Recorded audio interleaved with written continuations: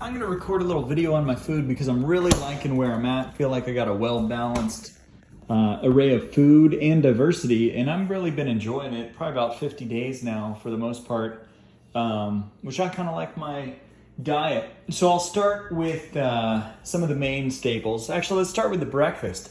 So before breakfast, I actually do a green drink. I do a mixture of kale, typically broccoli and maybe spinach, or maybe just broccoli and kale, or depending upon what type of greens I have. But usually I'll do 2 to 3 cups of some sort of greens, try and get a cruciferous vegetable in there of some sort, as well as a teaspoon of turmeric, just mixed with malt water and then blended up in my Vitamix blender.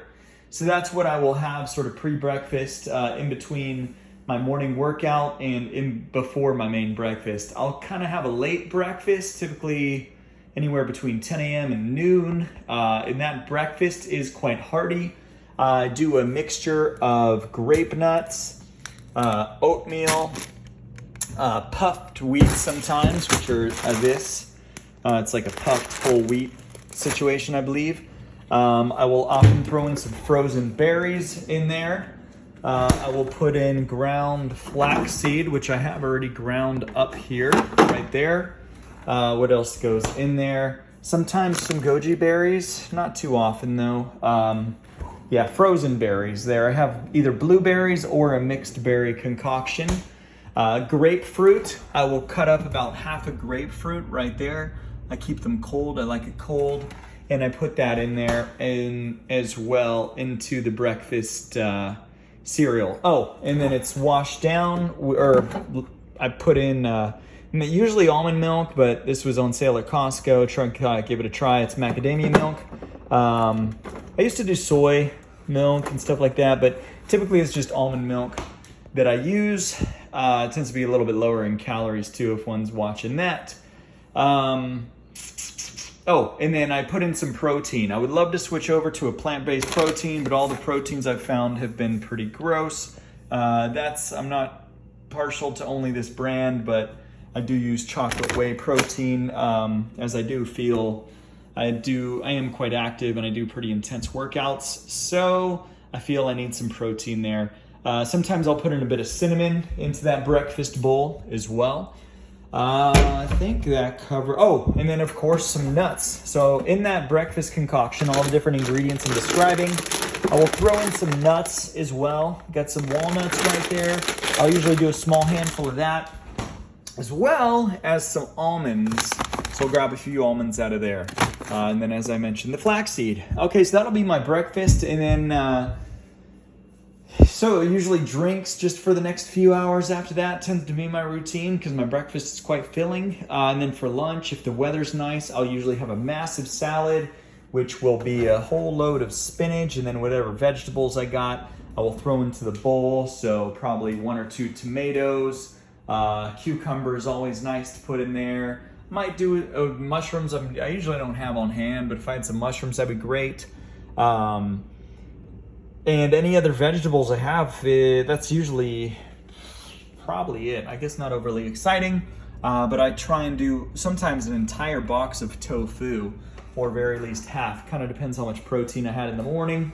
And my salad dressing is usually a mixture of, I'll just explain it to you. Balsamic vinegar or some sort of vinegar, maybe rice vinegar mixed with lemon juice, pepper, and that's it. Just those 3 ingredients. Not that exciting, but it's some of the ingredients that I have with me. So that's what I put on top of my salad. And I will often put at least a couple tablespoons of nutritional yeast seasoning on top of the salad, which I enjoy. So I will have the salad, and then usually that's quite filling, but I'll usually have like a post follow-up snack, maybe an hour or 2 later or immediately after, depending upon how hungry I am, and that could really be anything. Maybe that could be a little frozen smoothie or something like that, or a little frozen sorbet yogurt, or maybe some fruit with some yogurt, or perhaps a small handful of goji berries, maybe a few nuts. Maybe a soup. I do these Pacific soups, which I quite like. They're pretty good in quality. They don't have a ton of added ingredients. So I'll do one of those and maybe I'll add in some brown rice or some quinoa or some TVP. This is textured vegetable protein in place of, say, tofu. This has pretty good nutrition, 12 grams of protein for 70 calories. It's something that I picked up in Asia. Or whatever I have cooked, I'll just throw it into that soup. So if I have some green split peas cooked or some barley or brown rice, like I said, I'll just put it in. And then dinner is a wide variety of different recipes that I make, a lot of from the ingredients that I have. So right now I'll just kind of go over some of the ingredients that are in the house and not specific recipes anymore. Definitely some beans. These are actually a tin of peas right here. We've got some pinto and some black beans down there. I've got some taco shells, just mix it up on occasion. Not ideal, they're not whole wheat, I don't believe, but you know, I felt like taco shells that day. This has also been sitting around, you know, hopefully I'll eat it sometime. But a lot of brown rice, quinoa, chia seeds are another thing I eat on occasion. This tomato paste goes in some of the recipes that I do. But I will batch the food. So here is quinoa. This is a big frozen thing of quinoa, which I cooked, I think, on Sunday. Really easy, really quick. I have a pressure cooker up there. It's a big pressure cooker, so that cooks a lot of the quinoa or the brown rice or pot of beans or whatever it is. And that'll often be my staple. And then I've got avocados. And here's hummus that I made from garbanzo beans, cilantro. Always have tofu back there. That's kind of ready to add to any meal. It's all about those beans, yo. Greens are down in that drawer. Lemon goes great with a lot of dishes. Yeah, I got my nuts there, almonds in the fridge, Indian spices down here. Yogurt, I'll do that with a lot of fruit sometimes.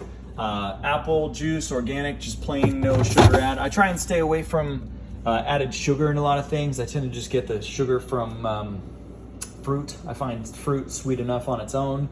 Specifically like bananas and mangoes and that sort of thing, definitely sweet, and dates. Dates are very sweet to me. I don't really need a lot of added sugar.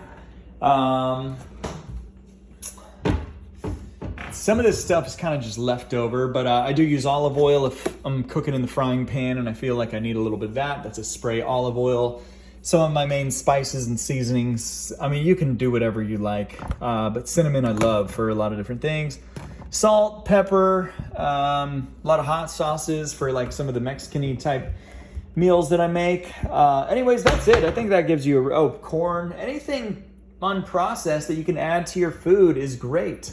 Just trying to avoid, you know, foods with a lot of added stuff. So a lot of that's whole grains, good proteins, a lot of colorful fruits and vegetables, seeds, nuts, fruit, like I said, got bananas, pineapples, and I freeze a lot of that stuff to make really nice smoothies and cold ice creams and stuff like that. All right, this is going on much longer than I thought it would. Oh, supplements. I do take a B12 supplement. I'm not sure it's required, but because I do eat a few animal products still, ideally be transitioning out of that at some point fully. And a multivitamin. I don't think those two things harm me, so I just take them for insurance. I haven't messed with this yet, but I know there's a few recipes or something that you can do with that, which is quite popular. Oh man, I'm already sleepy at 10:48 right now. Dang. All right, cool. Oh, these crackers. These are made from Germany actually, but those Germans are really healthy. All right, guys. Peace.